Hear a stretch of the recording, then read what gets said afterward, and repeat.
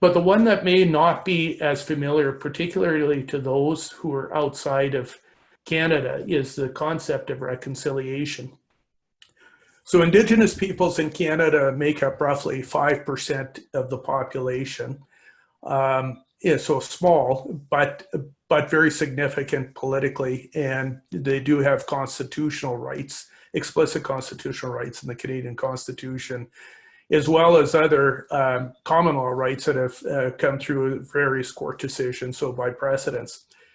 And the struggle, anybody who's familiar, of course, with the history of American Indians in the United States or Native Americans knows that on the North American continent, it's not been the relationship between Indigenous peoples and settler populations has not always been the most harmonious, to be polite. And one of the things that happened a number of years ago, about a decade or so ago, was the Truth and Reconciliation Commission, not unlike what we saw in South Africa about boarding residential schools and so on.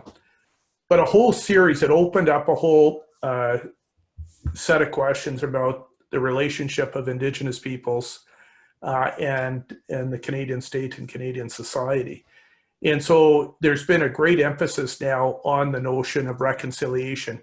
How do we, as founding peoples, both the First Nations, Inuit, and Métis peoples of Canada, and settler populations, reconcile? And how do we get on living together, coexisting together, and continuing to build a country together on a more just and equitable basis? What's emerged more recently, however, is this notion of economic reconciliation. It's fine to have the highfalutin, aspirational, let's do better together, but how do you do that?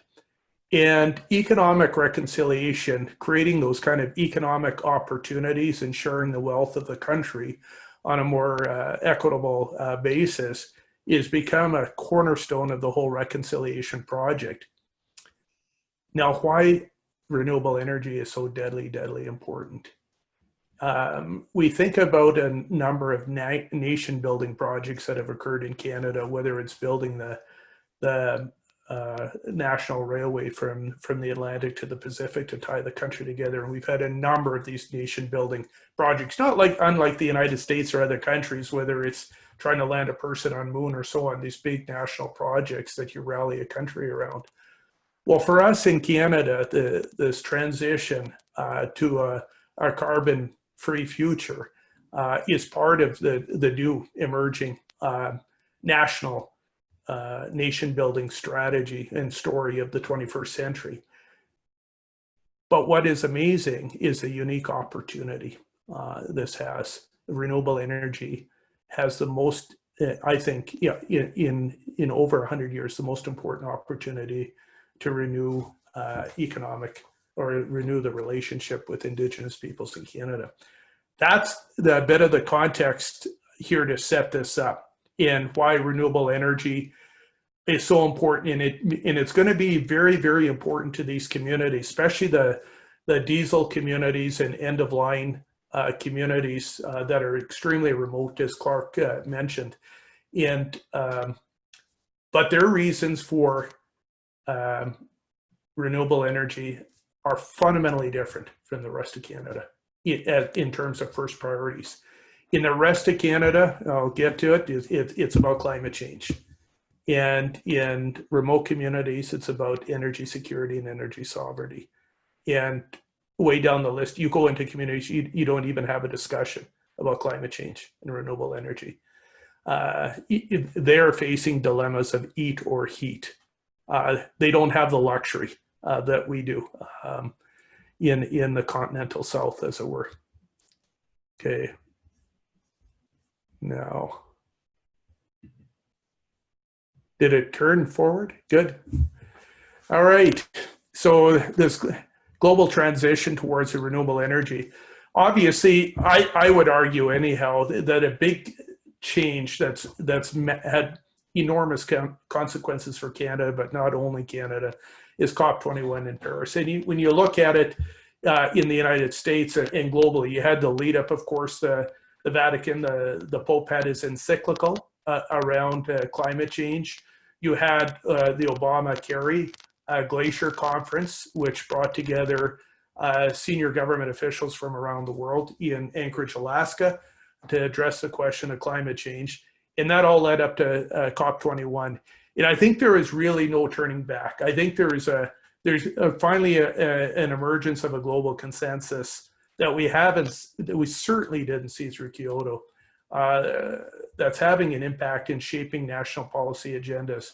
And it varies. I mean, it's an up and down. It's like the stock market. It generally goes up, but there's up and downs along the way.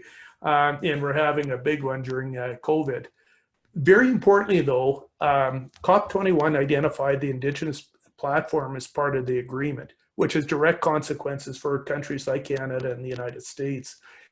And Canada itself committed to the 1.5 degree target of COP21.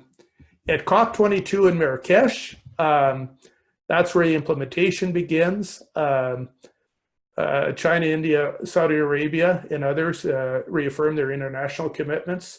I think around 2016, there was an election or something happened in the United States, so people were kind of wondering where the United States was going to go. But the Indigenous issues actually emerged as a pretty prominent theme of COP22, and work continued on the Indigenous platform. And there's a lot of, interestingly, there's a lot of focus, of course, on the global south. And in terms of, is it fair that how much burden the global south should carry in this transition, since the global north, of course, has benefited through carbon emissions to build wealth. But what started to emerge in that is realizing that even within the global north, there are very remote and energy vulnerable communities that share a lot of commonalities with communities in the global south, as Clark alluded to earlier. And so I think this is deadly important to understand in the Canadian context, what's driving national policy. The communities that I'm interested in, this parallels, I want to bring out a map since Clark was talking about maps.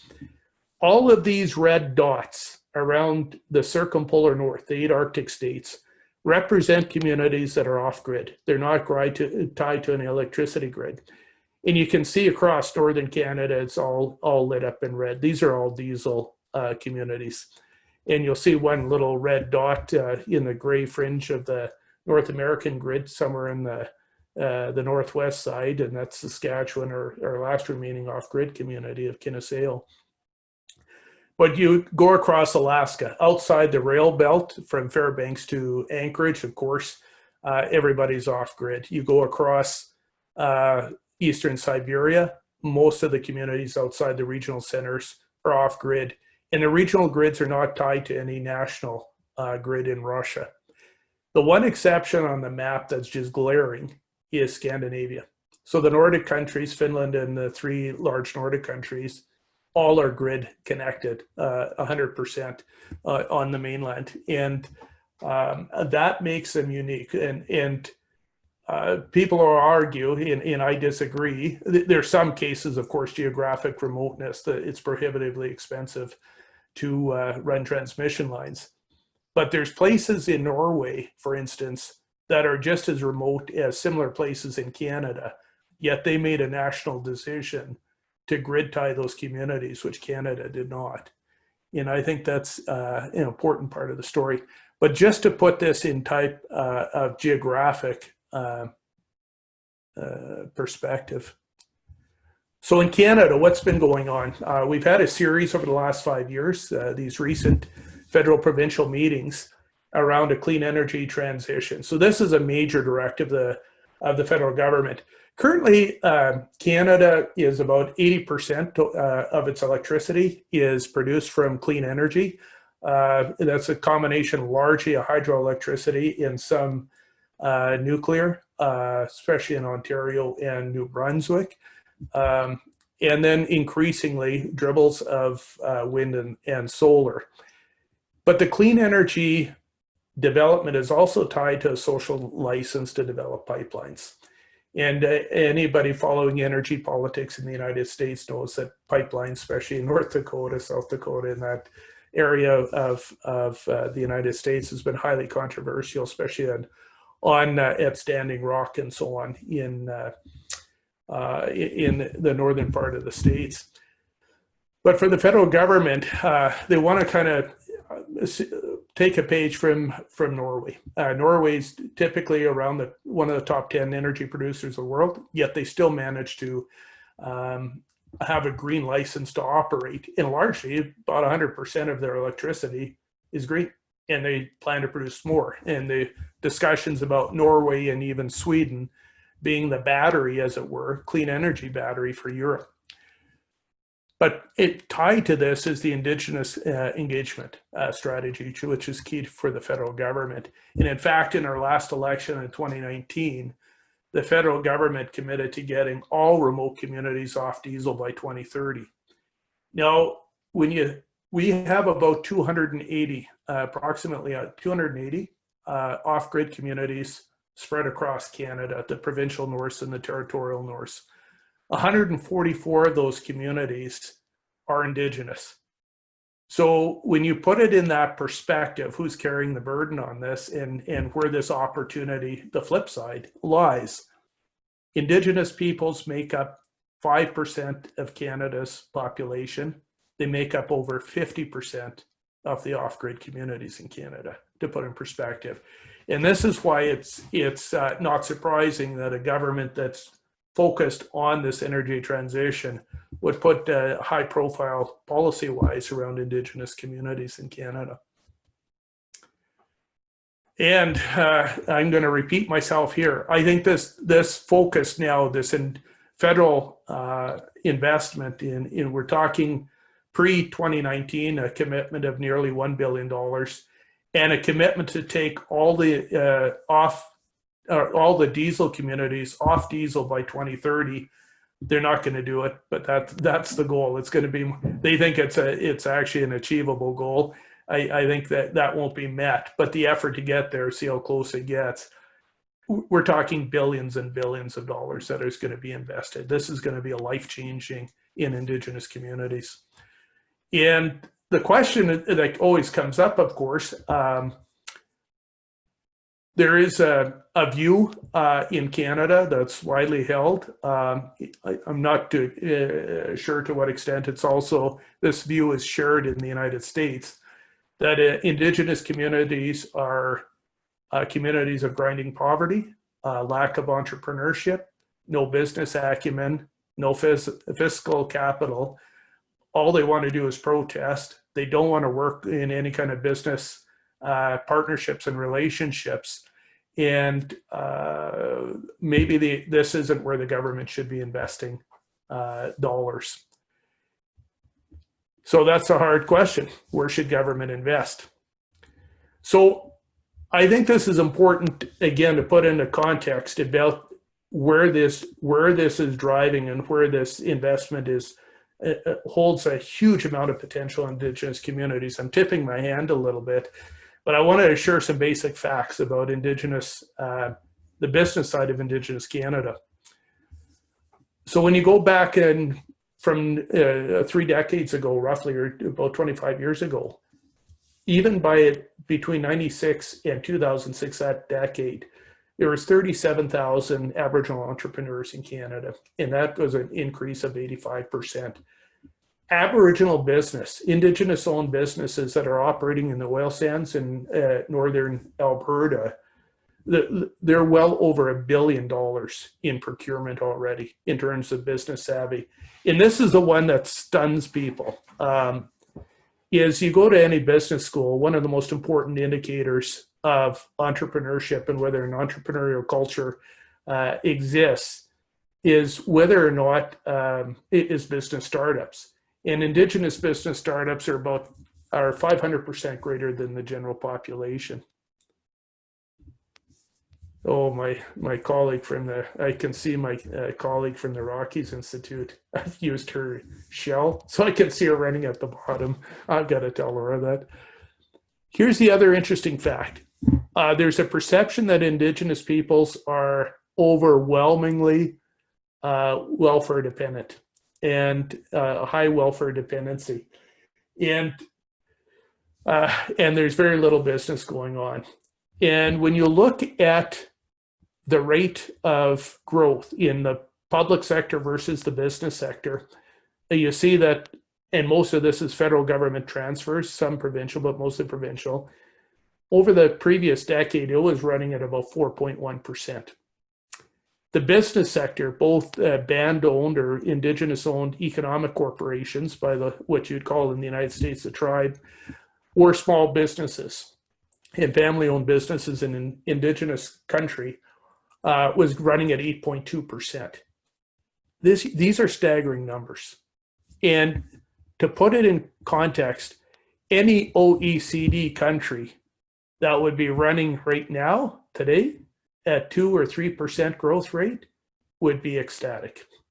And if you look at the common growth rates over the last 10, 20 years, they're typically in that 2 or 3% range. The only countries other than the Asian tigers are China and India that have seen these kind of growth rates north of 8% on any kind of consistent basis. And this is one of the biggest changes that's occurring in Indigenous Canada. And there's coming with it is a shifting attitude, more so in the business sector, starting to in government, and less so in the general society. General society mentality thinking about Indigenous peoples in Canada is about 50 years old, 5 decades old. But what's been happening through a variety, especially in the extractive industry sector, you've gotten periods where there's benefit agreements have been negotiated with Indigenous communities and part of the social license to operate and so on. And so that evolved from negotiated agreements to fulfilling certain legal requirements provincial and federal governments may have put on companies, to acquiring a social license to operate more broadly to have the support of shareholders.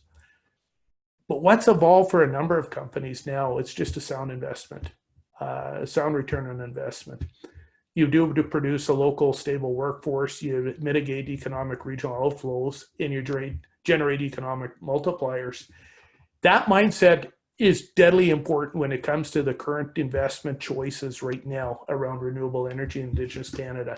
Had that not occurred first with the extractive resource sector, it's unlikely government would have had the appetite to make the billions of dollars investments it's going to make now over the coming decade. And I think that's a deadly important part of the story, to understand the economic foundations for economic reconciliation as it relates to renewable energy.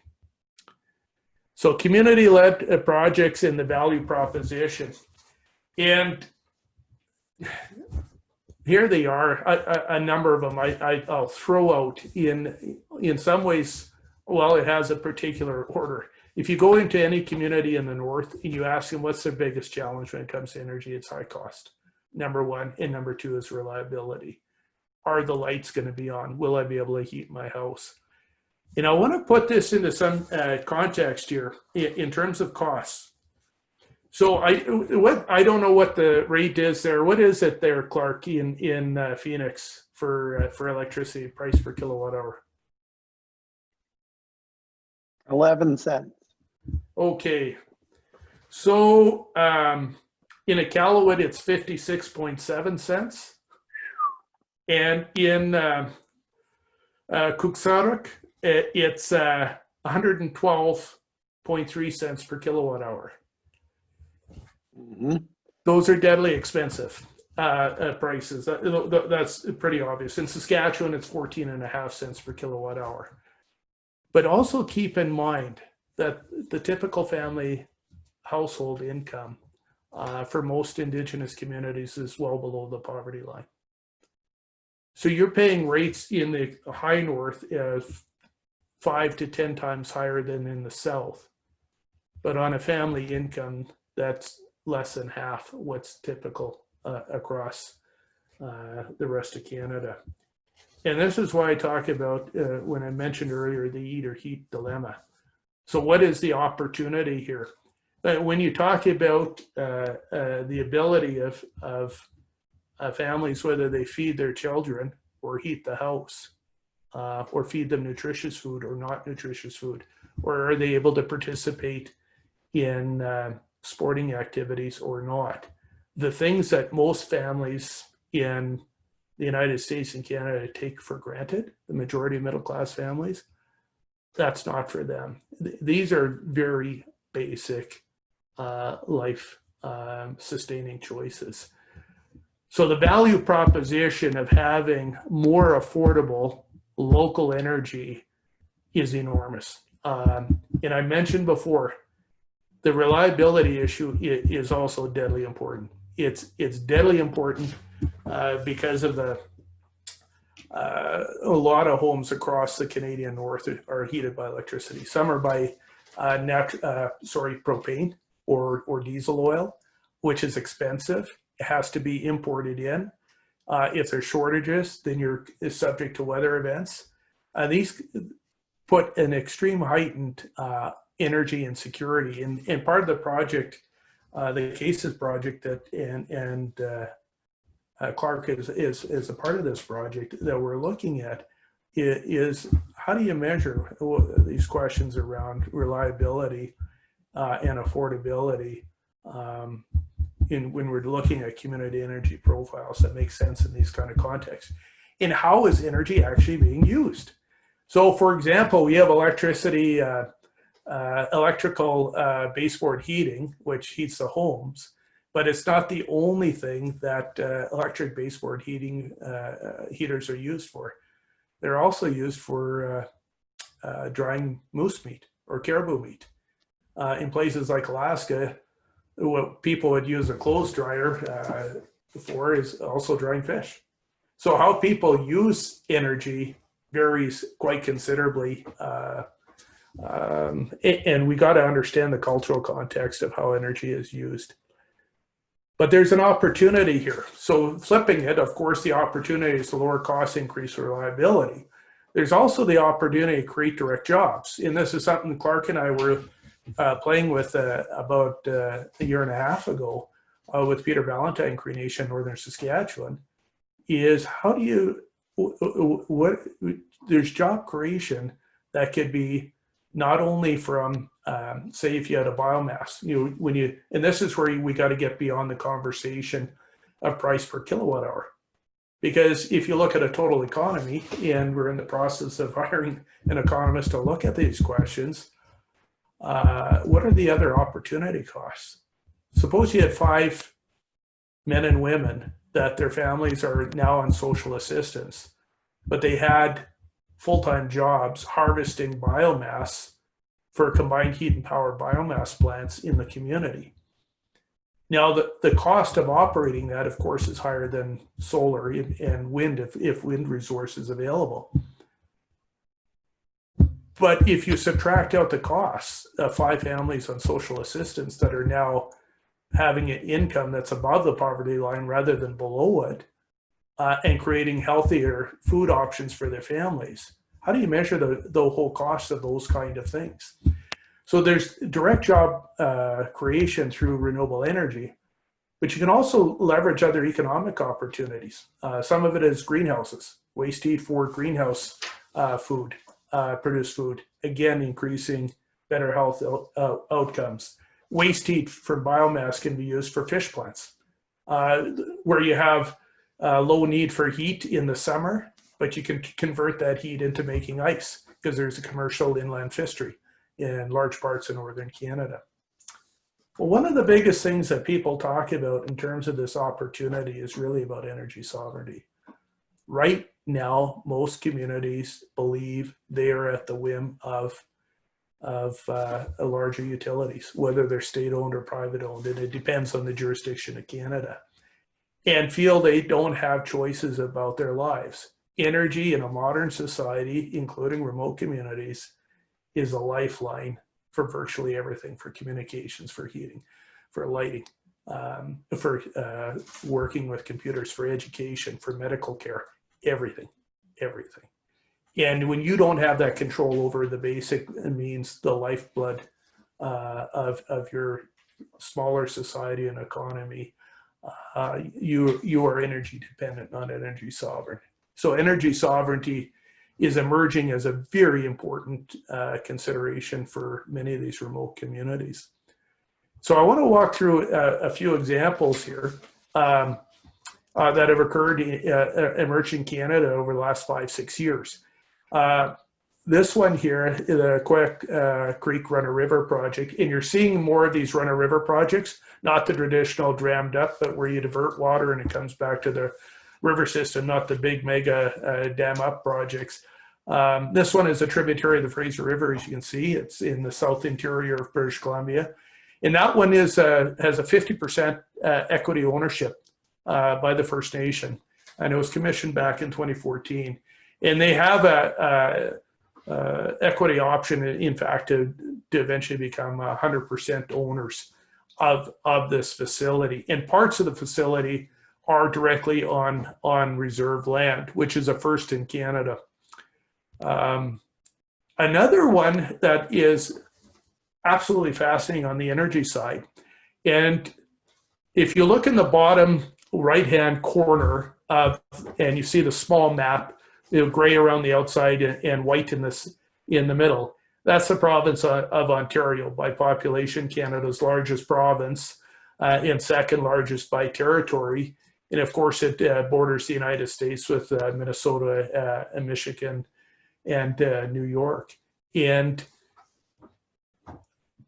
in the south, where the vast majority of the population lives, it's highly connected to the North American grid. But in Northern Ontario, where you see that purple square and the green square, that's among the most remote parts of Canada. There's many communities, the only access is to fly in. You can't even boat into some of these communities. You can only fly in. And these are diesel, most of these are diesel communities. What's fascinating about this, they're going to build a hydro transmission line connecting up communities to a larger hydro facility further south. And they're going to connect 17 remote communities, most of which are Indigenous, not all, but most of them are. That one is a $1.6 billion project. And that one is going to be 100% owned by First Nations in Northern Ontario. There is nothing like this of this size, I believe, in North America, and I could be corrected, where it's an Indigenous owned transmission line of this scale. Nothing compared. This is revolutionary in Canada.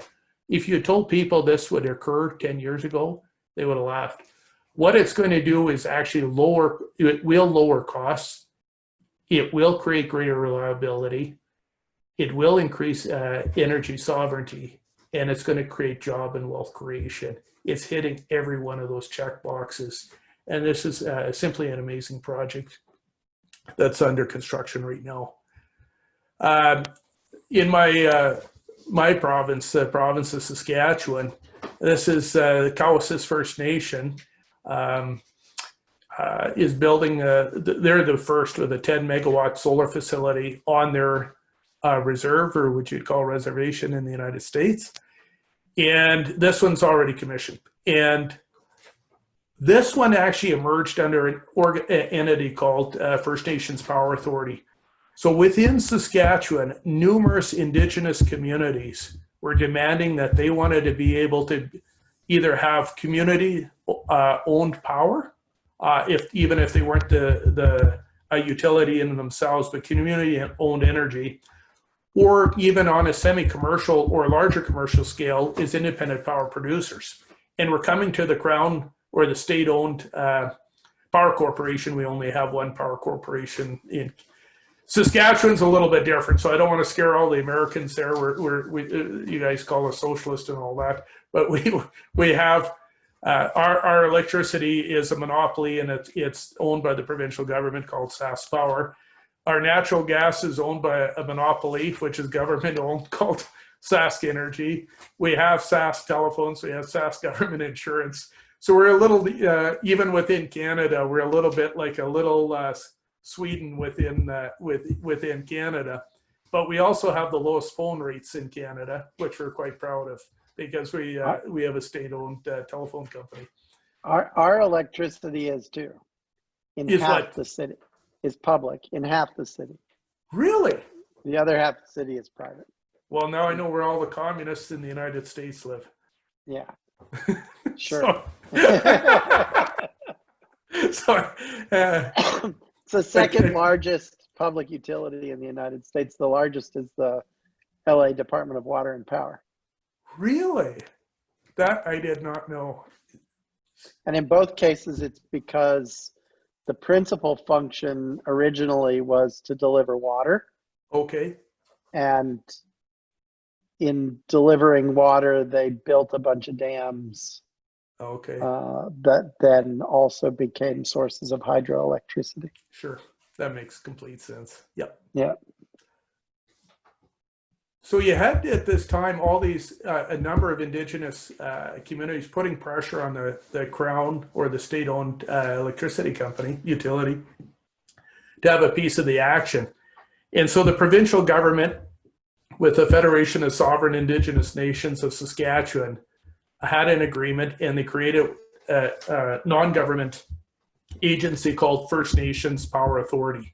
And their mandate is actually to facilitate the development, help with the vetting, helping with the procurement and the development of Indigenous-owned projects within Saskatchewan. And this was seen to be a cornerstone within Saskatchewan of an economic reconciliation strategy that would meet local, community, grassroots-driven energy projects.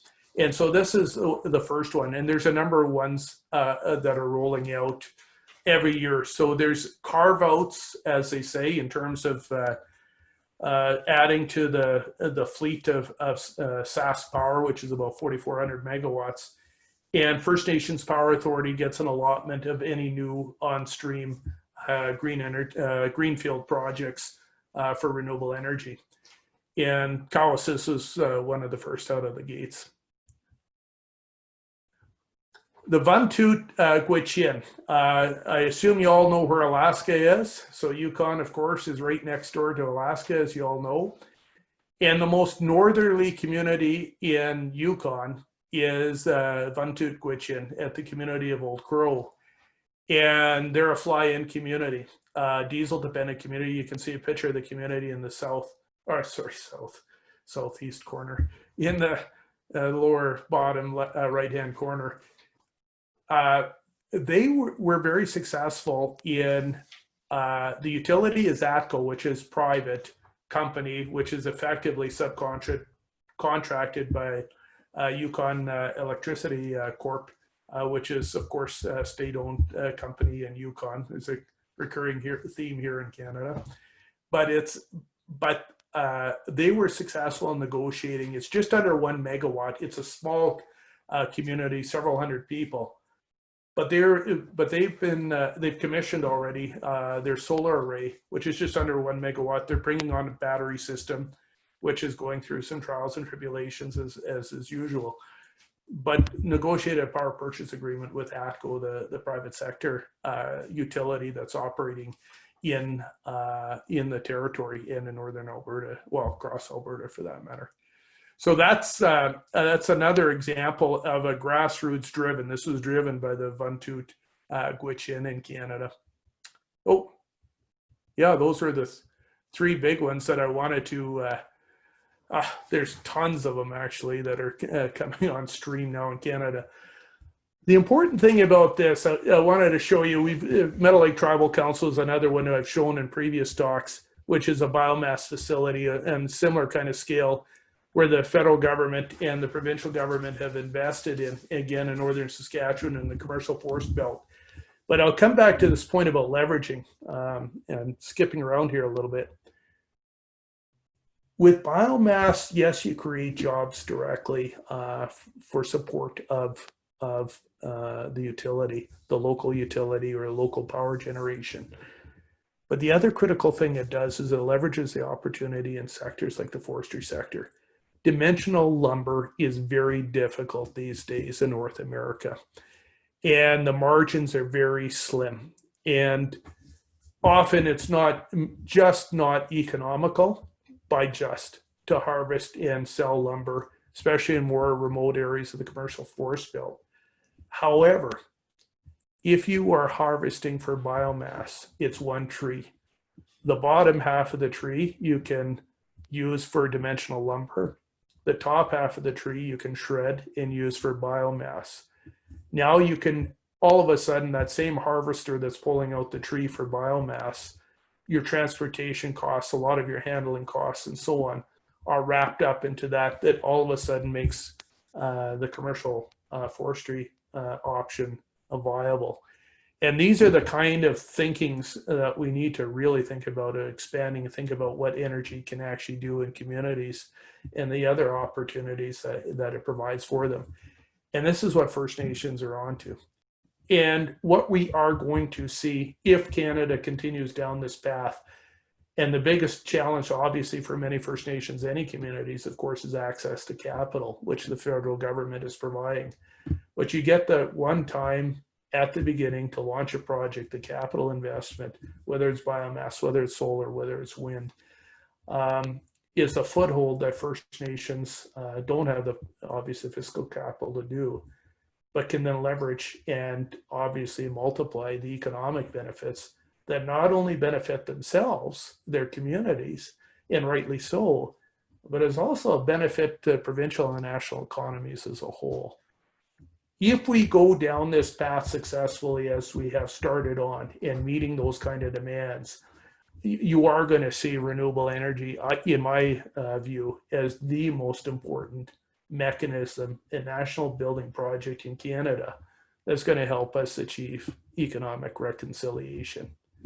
And that, at the end of the day, is the real value proposition of it all. Thank you.